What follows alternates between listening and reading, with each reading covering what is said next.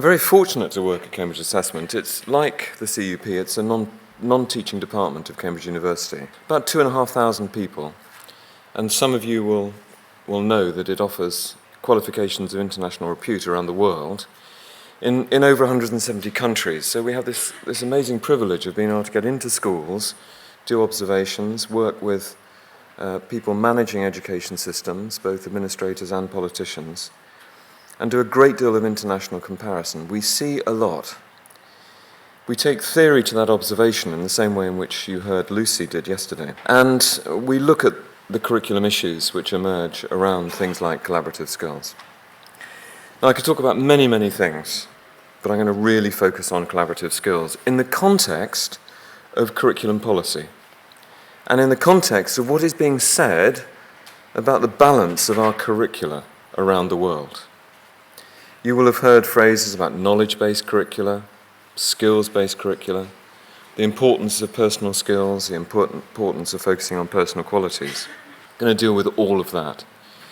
This is not a presentation, though, for the next few minutes on the detail of all of the techniques for assessing collaborative skills. I'm going to cover those off very, very quickly. What I am going to really focus on is, should we focus on collaborative skills? And how should we locate them in the curriculum so that all people get access to the benefits of the development of an adequate level of collaborative skills and they're available to the individual, to society and the economy? Because I think it would be easy to say, look, it's a key focus in OECD, it's a key focus in discourse about curricula, so just let's do it. Let's assess it, let's focus on its development through that assessment. And then we'd forget that we would forego some things. We would forget that we needed to question whether we should do it.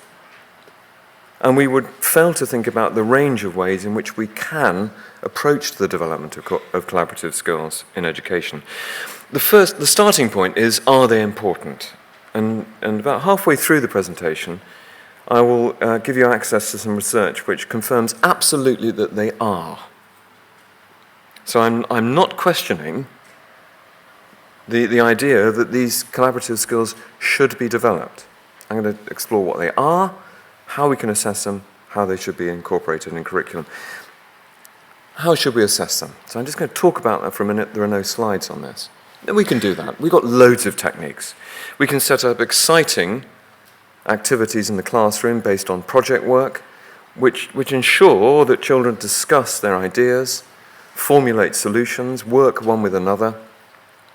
We can observe that so that no child is excluded from the opportunity to develop collaborative skills. Most of the techniques rely on observation. That's problematic because it means that teachers carry a big burden, both in terms of undertaking it and in being consistent.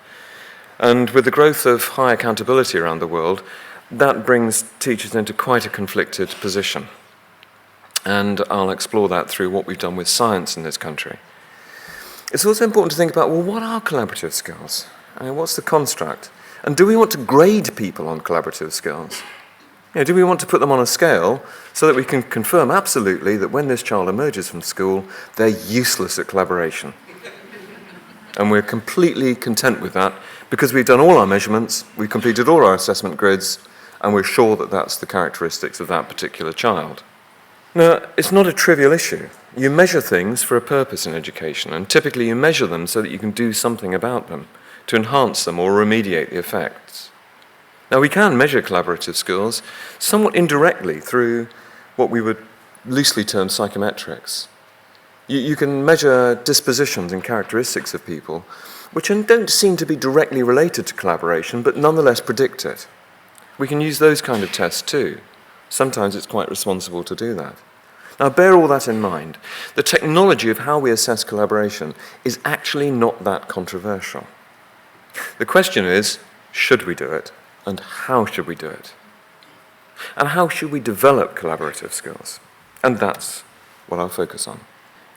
Okay, so today, because of rapid economic and social change, schools have to prepare students for jobs that have not yet been created, technologies which have not yet been invented, and problems we don't yet know will arise. Andreas Schleicher, who I know well and have worked with for many, many years, decades in fact.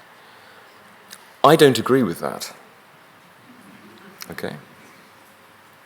Now, I don't agree with it because the words are okay, and they're in the right order, and they convey a truth about what's happening in society and in our histories. But it conveys the idea that we haven't been doing that before. It conveys the idea that we will constantly face extraordinary levels of change which we've never experienced before. Well, try the Industrial Revolution. Try the agricultural revolutions, plural, that occurred in this country and across Europe. Think about the history of your own nations. We have had this level of change before. Think about the First World War and the Second World War. Massive change. Think about the success of feminism as a political movement, transforming the position of women across the globe. Okay, now, it's not right in conveying that it's something new, that we don't know how to handle.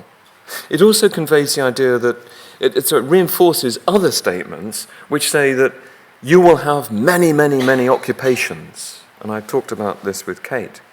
That's not empirically true.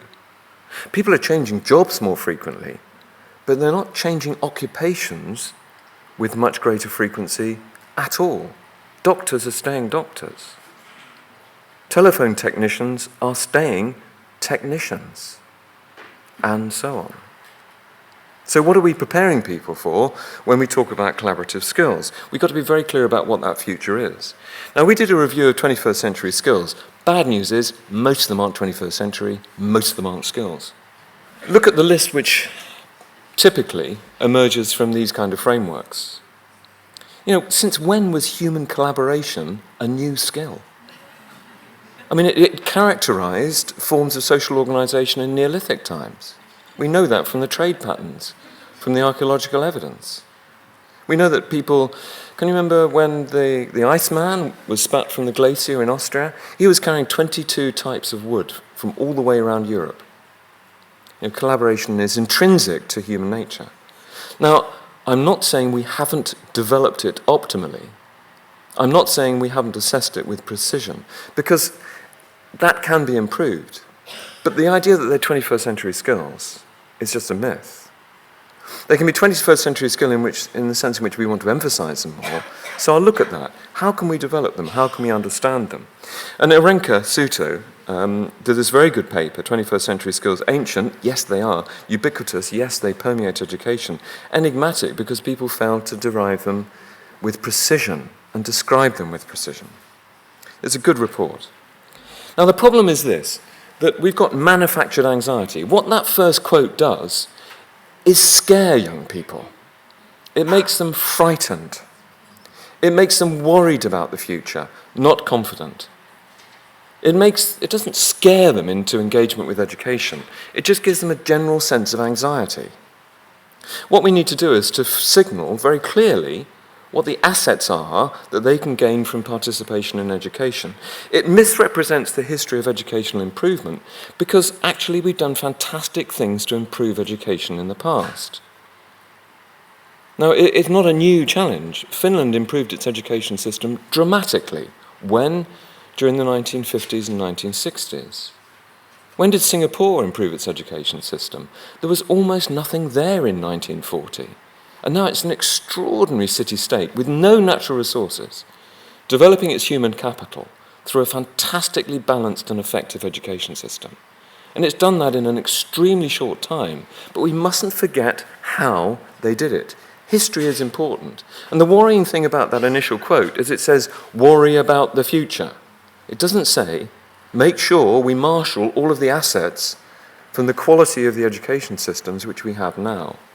It misreads the data on important elements of education, and that will be the theme of my presentation. Collaboration, yes, but don't suddenly think that all education speeches should be about, we are going to improve education by injecting collaborative skills into our curriculum and focusing exclusively on them, because that's what a lot of speeches sound like. And that's inconsistent with the history of the development of high-quality education. And also, I put this up, through policy analysis, the desire to make others responsible for complex educational outcomes. Where does collaboration come from in human society? If you make it entirely the responsibility of individual teachers, they are carrying a very big burden. You've got to be very clear about where you put responsibility for the development of these kind of complex human capitals. School can't compensate and carry for everything else which is going on and carry sole responsibility for it. Okay, what about the plus side? Well, labour market analysis gives us very strong evidence on priorities. I don't listen to what employers say they want. I look at the data on what they pay for. Okay? Because there are differences between the types of skills and knowledge which employers attach a labour premium to. Now, that either indicates a shortage, which sends a signal back into schooling, or highlights the importance of something. So those are the data that we pay attention to. The historical record gives us very clear examples of success: Singapore, Finland, Alberta, Massachusetts, and so on. And I think England now, we've gone from 12th to 8th in reading, in Pearls, in a very short period of time, since the emphasis of reading in 2010, and very, very clear strategies emphasizing certain approaches to reading, and just saying reading is really important for very young children. We've improved dramatically, and kids are reading more, earlier, and enjoying it. So we must look at the historical record. What has worked? Not some notion of, I'm a futurologist, the future is uncertain, be very frightened, so listen to me, and what I think you need. No. Go back to the historical record and say, what has worked and in what conditions? And that's the evidence I'll put up. We need balanced curriculum theory informed by evidence, and it is emerging. I mean, Estonia, the national curriculum is astonishing. Our new national curriculum, loads of press comment about the problems of the assessment, huge discourse about qualifications. The national curriculum has landed extremely well. And it's quite radical in many ways. Radical in the true sense of radical, going back to roots, really emphasizing the core aspects of disciplines. And clarity for who is responsible for what is improving around the world and in countries like England. The extent to which the state should specify clearly a series of constructs, and then schools should be responsible for designing exciting, broad and expansive programs of learning to encourage the acquisition of those things. And I'll look at how they should be stated. And what's the purpose of all this? Why would you encourage children to acquire collaborative skills? Well, anything that you put into education costs money. And you have foregone opportunities. If you focus on this, you won't be focusing on that. So make sure that when you decide to include something on collaborative skills, think about what you're foregoing if you are so doing, and what benefit you're receiving from it. Because what we need to do, for everything that we do in education, we need to say, what do we get from it? What do the children get from it, the parents? And it can be neatly summarized in a very simple phrase that is nonetheless very complex. A balance of goods to the economy, society, and the individual. Now you can see instantly how certain systems can get it wrong, because they can emphasize goods to the economy, but not to society.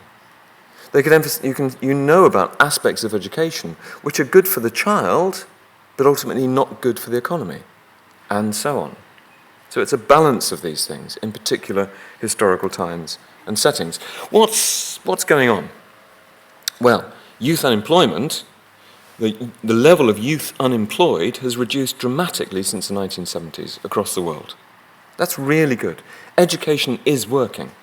Duration in general education has increased significantly from the 1960s, right the way across the globe. We have many more objectives that the large transnational organizations like UN actually outline as a necessity for us in developing our education systems, but these are real successes since the 1950s, since the 1940s. There still are labour market shortages in occupations with high cognitive demand. Now, that's interesting, collaborative skills, but actually, many occupations, it's high cognitive demand where they're finding it difficult to actually find people. Think about all the immigration discussion in respect of England, the debate we're having about Brexit. Suddenly we find out that a lot of the immigrants are very highly qualified. And they're actually addressing labour shortages. Interesting. There are continuing concerns regarding work readiness. Now, this is a load of old nonsense that gets talked. Employers saying, we have kids who come from school and they're not work ready. Whose job is it to make children work ready? Is it school's job? In Germany, it's not the school's job to make children work ready. That's the job of employers. That's what the apprenticeship system is for. They expect children to be well-oriented towards learning, to have all of the outcomes that we expect out of general education, facility in language, understanding of scientific principle, a high level of literacy, an understanding of mathematical principle, and then the employers, with the state, take a responsibility for the development of the skills which make them work ready. And interestingly, in terms of collaboration is only expressed very loosely in the framework for the curriculum, the vocational curriculum in Germany. I mean, there's not a long list of standards. There's not a very, very tight assessment which goes on for hours. There are no grids actually putting people on a scale saying you're great and you're terrible at collaboration, because they expect collaborative skills to be gained through immersion in real work processes whilst being supported by learning professionals in the context of an apprenticeship. They expect them to be developed through some kind of interesting osmosis.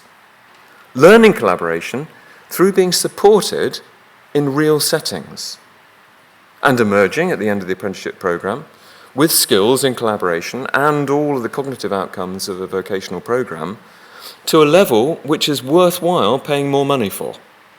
Very interesting.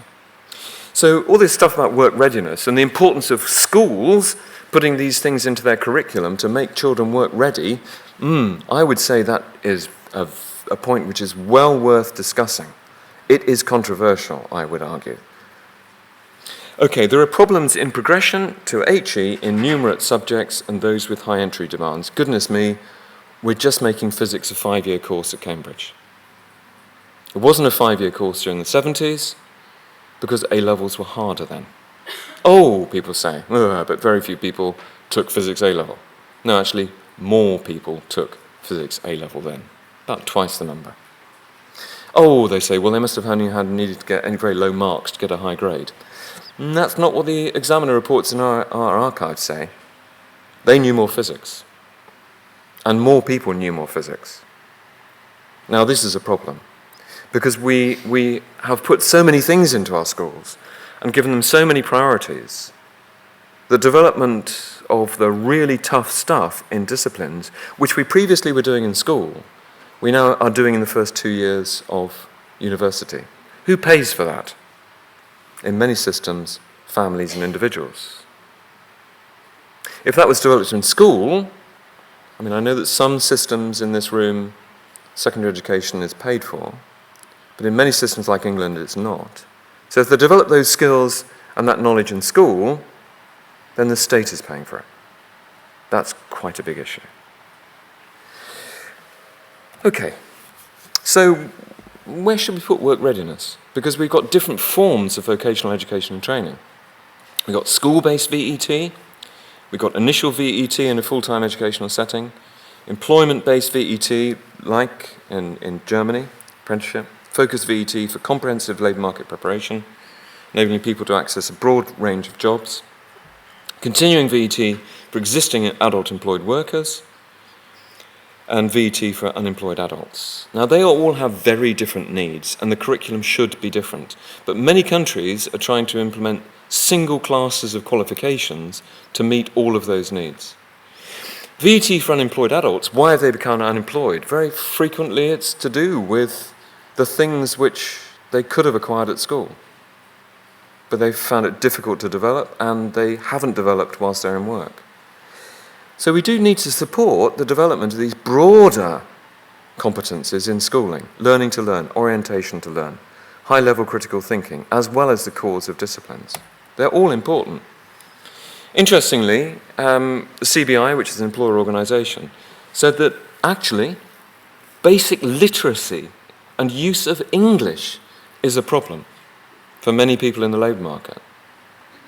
Not a hint of collaborative skills, 21st century skills, basic literacy, which is something we should have cracked hundreds of years ago and is still unevenly distributed in our societies. Very difficult to be a high-order critical thinker if you ain't got basic literacy, if you don't understand what, if, then, counterfactual conditionals, which should be acquired, children should be exposed to by the age of 2 and 3, and should be acquired comprehensively by the age of 5 and 7. Undue emphasis on GCSE grades and school league tables risks distracting attention from the need to equip every young person adequately with these capabilities. What? That's what GCSE English language is about. It's about basic literacy. I mean, and you have to be motivated to get a high grade in a qualification. You have to be capable of collaborating with others, including a teacher. You have to be motivated. So qualifications are not just a measure of the cognitive things which are listed. It's a measure of these other capabilities as well, if you get a high grade. And look, almost all businesses were satisfied with graduates' IT skills, but added, when it comes to numeracy, powers of analysis, and use of English, skills of satisfaction start to fall. Now, elsewhere, employers are saying it's all about 21st century skills. Here, they're saying it's about the cognitive elements of disciplines. So we've got to pay a lot more attention to the evidence. Sorry, I'll wake everybody up a bit. Has anybody seen Ken Robinson's, the cartoon one, RSA? I have. It's on something about 13 million views now. It's dreadful. It's compelling. It tells a great narrative. It's had a ridiculous number of views. And it uses this weird idea of the factory model of education designed to feed the industrial economy. Well, listen to this. That's inaccurate in terms of the history of education, because basic literacy escalated in the Victorian era. Okay. An accurate picture of that is presented in Andy Green's Education and State Formation, both the first and the second edition. Because literacy levels went up during the Industrial Revolution, despite the fact that the literacy needs of factories was reducing because of the form of industrial production. So Ken Robinson doesn't make sense. He can't explain all of the schools that were set up by Victorian philanthropists who'd gained their money through industrial production, who were committed to the children in those schools acquiring levels of literacy far in excess of the levels needed in their factories. Take that, Ken, and rewrite the script, because you don't understand why schools where they came from, how they were formed, and how that early curriculum transmitted knowledge and increased equality in society. We do know about effective education. There's a brilliant study of preschool education by Kathy Silver and Pam Salmons and Brenda Taggart and Imran Siraj Blatchford. And it's great, and I commend it to you. Brilliantly structured, well-funded, really empirical. What they emphasize, and the thing I'm going to pull out of it, is the importance of a balance of emotional, social, and cognitive development for young people. They couldn't find a measurement instrument for the cognitive development of children up to 5. They could only find instruments for the emotional development of children, the emotional and social development. We can measure all that stuff, but there wasn't anything for the cognitive. They had to invent the Eckert's R measurement to do that. And this balance between emotional, social, and cognitive is so important. You see, we do have categories for which we have evidence. Cognitive resources, and they are concepts, principles, fundamental operations, like being able to write, being able to being able to multiply and divide, and core knowledge. Those, and Bill Schmidt would agree, those predict outcomes for individuals and for education systems. How they're combined as you go up through education, and I'll show you the evidence in a moment, is fundamental. That does actually give us access into what high-level critical thinking is, very important, and what collaboration consists of. And we need to differentiate cognitive resources, the things people need to know and do, the way in which they combine them, because they describe levels of performance, and contexts. And we frequently confuse these. I find national curricula stuffed full of contexts because they want to make national curricula relevant and motivating. What's motivating about conservation of maths? I mean, it's just wrong to say it's motivating or demotivating. Everybody needs to understand it. What's motivating are the contexts which teachers devise in particular classrooms to enable a particular child or group of children to understand the concept of conservation of maths. And the teachers should be in charge of that contextualization, in my view. And I'll give you evidence for that in a moment. You see, it shouldn't be in a national curriculum. National curriculum shouldn't be stuck full of motivating contexts, because then it forces the teacher to teach those things. That's what Scotland's finding out, to disastrous effect. They've emphasised context in the national curriculum and not the cognitive resources. They've got it the wrong way around, and standards have been going down dramatically. And contexts change. They change all the time. So you need to change your national curriculum. You know, since when did conservation of maths go out of fashion? Since when is gravity suddenly going to have to come off the national curriculum because it's stopped? Okay, the fundamental things that should be in a national curriculum, it should be a parsimonious listing of fundamental elements with the contextualization left to other levels of the education system. This is fascinating. This is Kurt Fischer's work, and it shows that what you do, once you have learnt at a very early age that the Earth goes around the sun and not the other way around, which was previously the privilege of just 2 or 3 people in 1640, and was considered the absolute pinnacle of human knowledge, we now teach to 3-year-olds. That's not in a level of hierarchy of complexity of knowledge. It's just an idea, and you can communicate it really effectively, really quickly, along with the plastic nature of glaciers, the idea of metaphor, all the lovely things in humanities which we know and love. They can all be communicated really easily. What differentiates the higher levels is how you put them together to either bring new insights to you as a person or entirely new principles for society, the top levels. Not a context in sight. It's about stuff. It's about cognitive resources. The contexts are about application and how you learn them. And what Kurt Fischer's stuff tells us is that as you progress, these building blocks are put together in increasingly complex ways to formulate new understandings. That's what's happening at the level of the individual. You harness social learning and collaboration to ensure that people are comparing their representations, comparing their resources, comparing how well they're progressing, in order to acquire these things and learn how to put them together. You see, all this stuff, I think there's been a breakdown of curriculum thinking.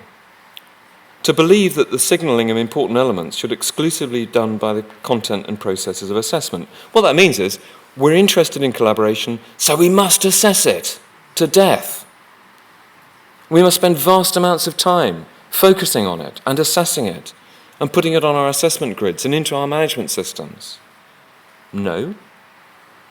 There are many important things in education that we want to develop, we don't necessarily want to measure. You see, there's been a breakdown of curriculum thinking around the differences between concept, combination and context, and there's been a breakdown of curriculum implementation.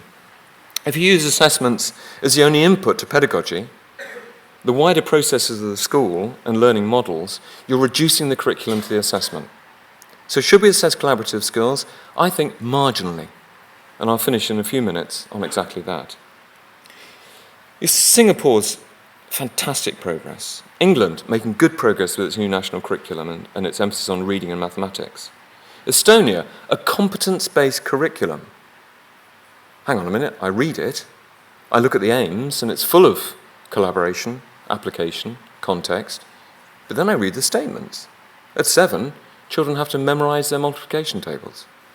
Doesn't sound like a competence-based curriculum to me. Not in the kind of sense which we see around the world emerging.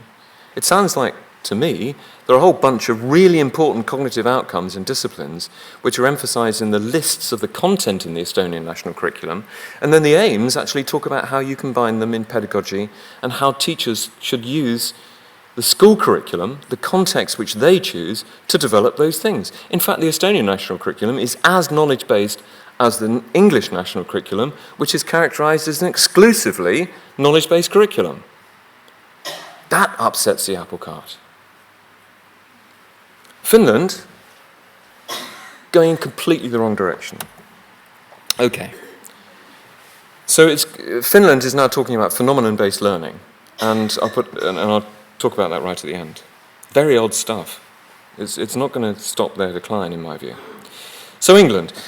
Now, I'm going to talk about England, and I'm not saying, this is what other nations should do. It's just to hold a mirror up to your own system. That's all. That's all. I mean, I could easily talk about other systems, states and so on, or Kazakhstan, which I do a lot of work with, but no, I just talk a bit about England, just to throw the issues into sharp relief. We have a huge dominance of assessment. It's led to a real weakness in what we call Key Stage 3, 11 to 14 education, because of the dominance of the examinations at 16 and the dominance of the assessment at the end of primary. The aims of the national curriculum, the new national curriculum, are extraordinary. They're like Estonia. They emphasise application and rich pedagogic immersion in processes and contexts which involve collaborative skills. Unfortunately, we removed the national curriculum as a requirement in some schools, and that class of schools, academies, is increasing in number.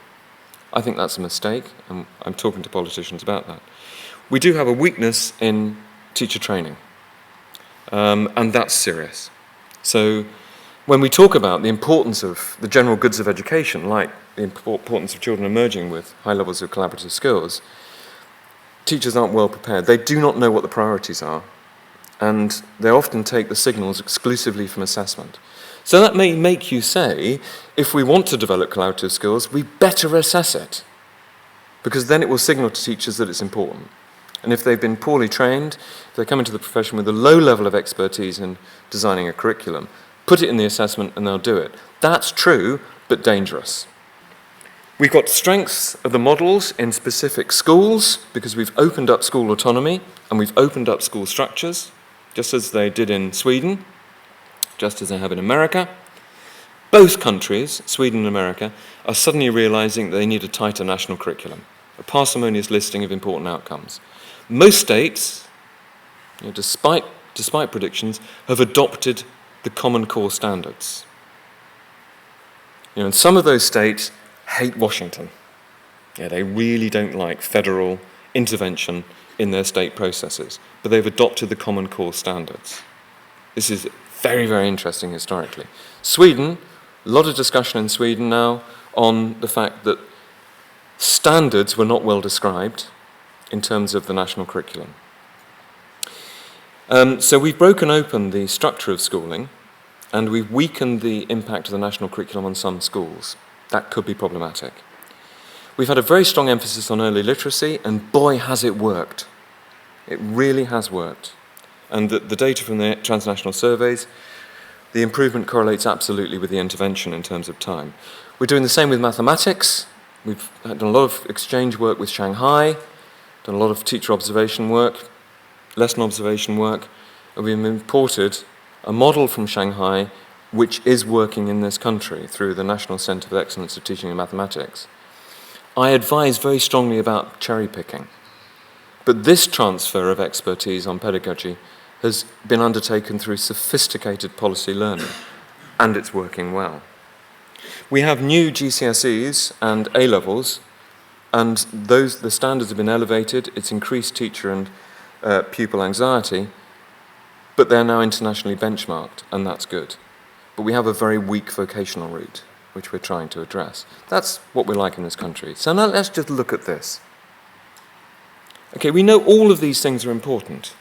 All of them. We've got evidence on all of them. I put some specific references, but there are long references for all of them. Discipline-specific knowledge. Knowing about the heliocentric movement of the solar system, that the Earth goes around the sun, in a broad range of disciplines. Knowing what iambic pentameter is in respect to poetry. Being able to write elaborated poetry and know where the origins of that poetic form came from. Orientation to learn, Ruth Deacon Crick's work, that predicts outcomes. Very important. Physical and mental well-being. We've emphasised that more in our schools in the last 2 decades, and it's paid off. Our schools are full of happier children, well-oriented towards learning. Personal and social identity, very important. Personal capitals, John Bunner's work. Basically, if you are an externalising person, things just happen to me, I'm a very unlucky person, you're going to have really bad life outcomes. We know that through the longitudinal studies. 58, 1970, 2000. We followed people right the way through. We've endlessly observed them. It's really bad for you. And schooling can change that. It can empower you. It can give you a sense of agency. That's really important. Cultural capitals, we know they predict outcomes. And certain households with lower income, you have poorer cultural capitals. Singapore, fantastic in terms of the social mix they achieve in the schools by the social mix that they enforce in the local housing. Very interesting. Moral, civic and political understanding, very important for social cohesion. These are all, you can measure these all off against what I've said in terms of benefits to society, the economy and individuals. If you emphasise all of these, you will have a balanced curriculum. But there's an awful lot. And they're of a very different character.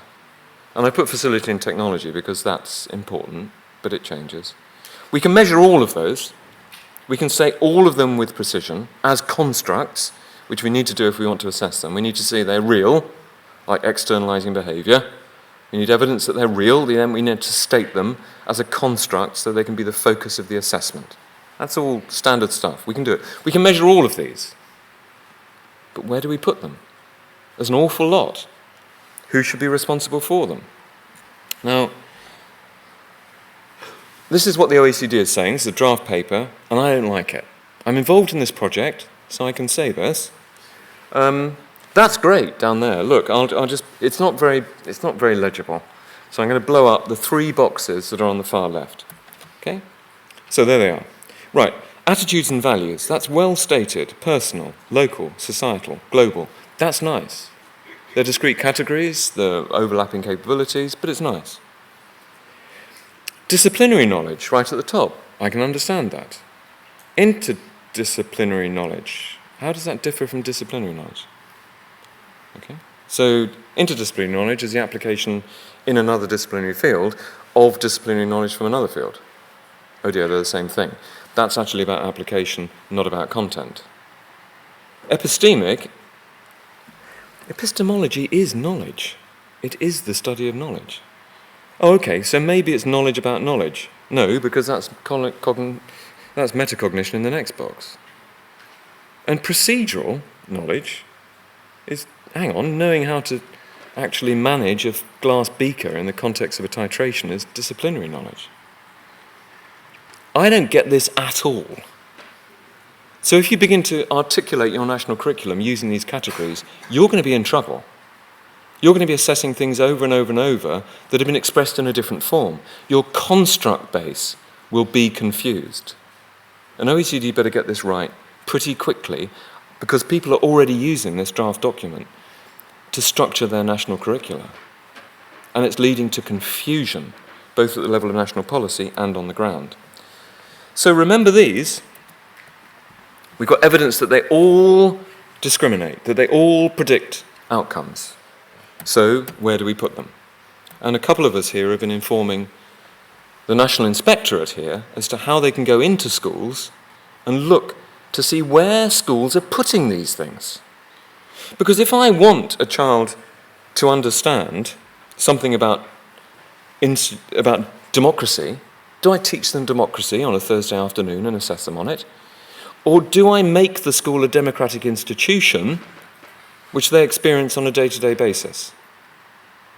See, where do I put it? It's important, but where do I put it? Collaboration is important. Where do I put it? Do I put it in the taught curriculum, in subjects or cross-curriculum elements or extracurriculum elements? In the taught curriculum, because you can have those too. Teachers doing stuff which aren't part of the formal curriculum because kids are particularly interested in them. Expected activities outside the school, or extracurricular elements, guided or unguided. You get the point. I can go through this endlessly. You've got these things that you think are important. You've got to decide where you put them. Some of them should be in the ethos of the school. If you want them to experience a sense of justice, the school has to be a just institution. Otherwise, you'll soon have trouble on your hands. The lived experience of the institution is absolutely critical. And I call these some of the general goods of schooling, which some schools are really very good at. Shanghai schools are brilliant at it. They have lessons focusing on the discipline content. The very life of the institution develops collaborative skills, develops these wider competencies, and not a single assessment of them in sight. Our aims statements are like the Estonian ones. We say we have a very knowledge-based curriculum. The Estonian government says we have a very competence-based curriculum. They're virtually identical. And that's very, very interesting. Where does Estonia put all this stuff about collaboration, rich immersion in broad and balanced experiences? In the aims of the national curriculum, not the listing of outcomes. And we do exactly the same. This is from England. Mathematics is a creative and highly interconnected discipline. The ability to reason mathematically, an appreciation of the beauty and power of mathematics. That's in our national curriculum. That is the law. That's what schools need to deliver. It's a general good. We don't have long listings of multiplying with fractions, quadratics at the right age, pre-algebra in primary. Of course we do. That's in the listing of outcomes. But these are the aims. Fluency in the processes, reasoning mathematically, solving problems. It's in the aims, not in the listing of content. Let's repeat. Right, and spoken language, oracy. Look at this. This is about collaboration. We used to have oracy as one theme in the subject English, speaking and listening. That was it. Okay? Didn't appear throughout the national curriculum. The Secretary of State said something when I was revising the national curriculum for them, said, speaking and listening in English, it's in recipe for an idle chat in the classroom. Let's get rid of it. It was a deliberately provocative statement. I said, no. And Robin Alexander provided brilliant evidence. No, oracy should be in every subject, and it now is. Every subject in the national curriculum, science, mathematics, English, has this statement on spoken language. And if that's not collaboration, I don't know what is. And it's collaboration over the most important thing, exchanging ideas and exchanging information about what you can do. This is not England, this is Estonia. And it's virtually indistinguishable.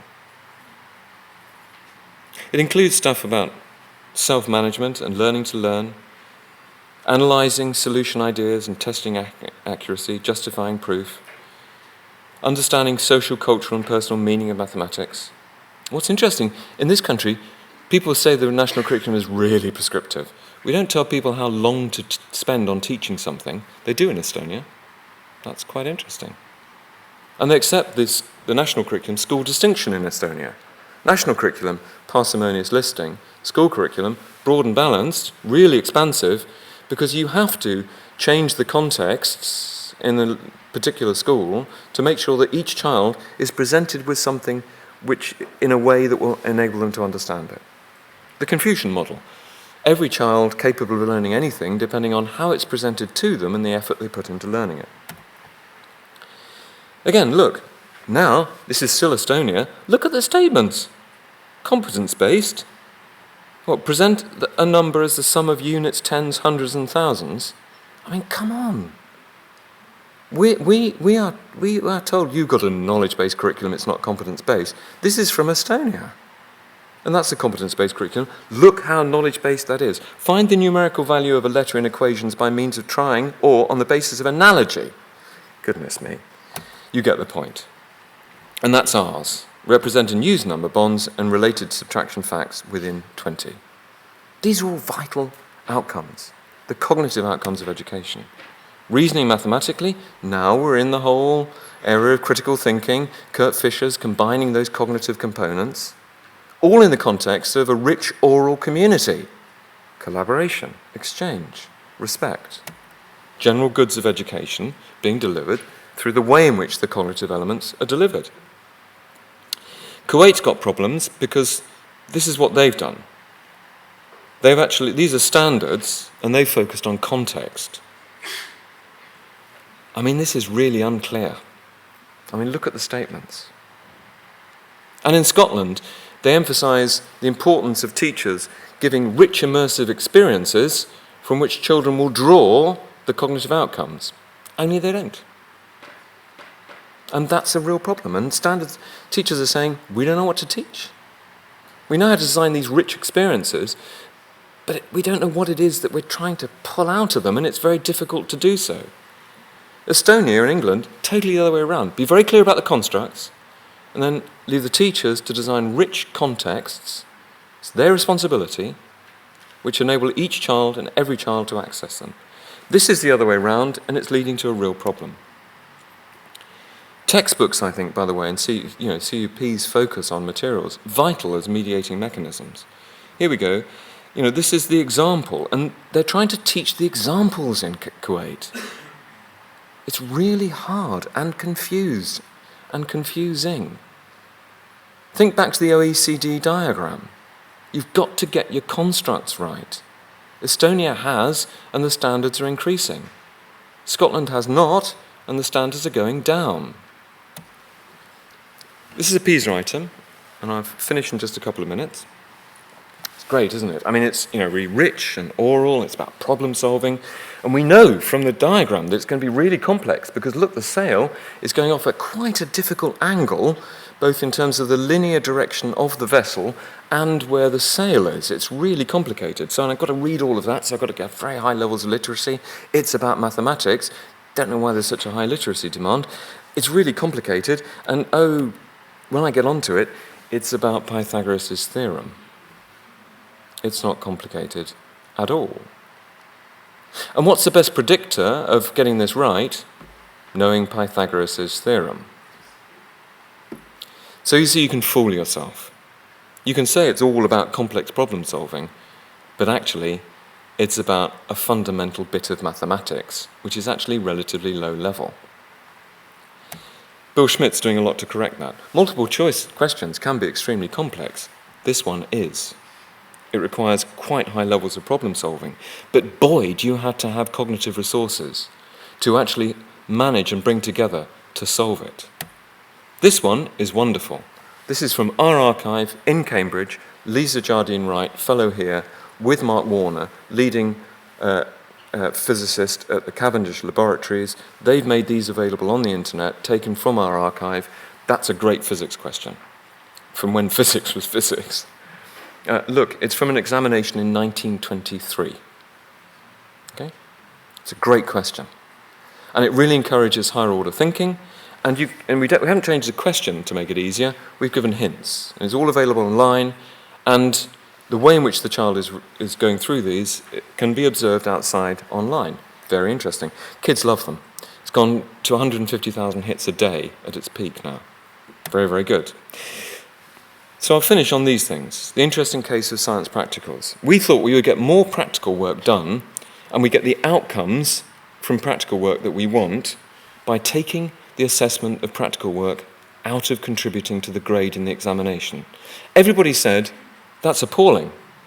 The level of practical work will crash. What we knew is that teachers were under pressure to maximize the kids' marks from the practicals. We could see that in the data because the outcomes of the practicals did not correlate with the outcomes from the exam. Many more marks on the practical in comparison to the examination. So teachers were under ridiculous pressure to push up the marks. What were the practicals about? Problem solving. Collaboration? No, because they had to do them as individuals. You wanted individual marks out of it. So one of the great assets of practical work was not there. Collaboration, discussion, exchange whilst you're doing it. Careful, that's dirty, that will contaminate things. Ugh, you got that measurement wrong to 2 decimal places. That will be really problematic when you come to do the next stage. All of the learning, the rich learning that comes from practical. So we looked at the pressures on the assessors. Remember, what will happen if you try to assess collaborative work? Teachers will need to do it. But as accountability increases, the conflicting professional pressures will begin to distort the assessment. Everybody said it'll kill practical work. The latest evaluation shows it's invigorated practical work, because we had to really screw it down to make it, really tie it down, make it really boring to make it a good assessment and dependable. And no matter how much we screwed it down, we were still leaving it to teachers under terrible pressures, so the results were still drifting back up again. And it was breaking the relationship of trust between us and examining boards. The new model is that practical work is required. It doesn't contribute to grading. We can increase the complexity of the practical tasks. The teachers have to sign off that an adequate number of experiments have been done. And the knowledge that you gain from the practicals is assessed in the exam, so you know that you need to do the practicals, and it's been an unmitigated success. Kids are learning far more from failure in the practicals. It could never happen before. They're learning from success in the practicals. More practical work is being done. So you have to think very hard about whether you want to assess these general goods of education because of the impact of assessing them. What are the problems in assessment around the world, including collaboration, cognitive elements, low validity, a failure to assess curriculum content? And if organisations like OECD don't get the constructs right, that'll carry on happening. Poor measurement characteristics of the assessment instruments, a lack of dependability in the marking because of the complexity. I can tell you, assessing collaborative skills in context is complex. Attributing collaboration to individuals rather than groups, complex. We can do it, but it takes time. And it takes time away from other things. Poor face validity, poor linkage with learning, operational problems, and cost. These are the criteria that we should be applying to good assessment. They're there in the Cambridge approach. Reliable, valid, sound construct base. The outcomes of the uses of the assessment, the outcomes are used effectively and appropriately. The impact is good, and it doesn't cost too much. We can use all these different approaches: objective items, multiple choice, short answer, extended response, coursework, performance assessment, evidence accumulation. But some of these, like coursework, like performance assessment, like evidence accumulation, take an awful lot of time. Isn't it better to weave collaboration into the learning processes? Keep an eye on it, make sure it's being developed, make sure children are participating and not marginalised. I think it probably is. We can boil all of these down to these three forms of assessment: banked items, multiple choice, awarding-based assessments like practicals, performance-based assessments. Some of them are very, very intensive. This is the final slide. What I'm arguing is that not that collaboration isn't important, it is. I'm arguing it certainly isn't new. I'm arguing that we've done it brilliantly in the past, in some schools, in some countries, during some times, and we need to understand what they did. Mostly, they didn't talk about it. They put it in the general goods of education and made sure it was happening. They didn't list it as an outcome to be assessed to death. We need absolute clarity regarding well-evidenced constructs. We need a wide range of constructs, from discipline knowledge right through to these personal capitals. But we need to locate constructs in the correct place within this elaborate model of the curriculum that I put up. We need to accept complexity and cost in curriculum, including assessment. But we need to understand that if we want to assess things like collaboration, they are complex, costly, and can be undependable in certain circumstances. We need to understand and deal with the problems caused by high levels of scrutiny and accountability and the distortions that can creep into our assessment because of it. And the final thing is this: Bill Schmidt is a very wise old man, and I love spending time with him. The international surveys assess many, many things, most of which are irrelevant to educational performance. But if you watch his lecture from Cambridge, they're in there because they've been assessed before in the national surveys, they can be assessed again, and therefore politicians can have trend data, which they love.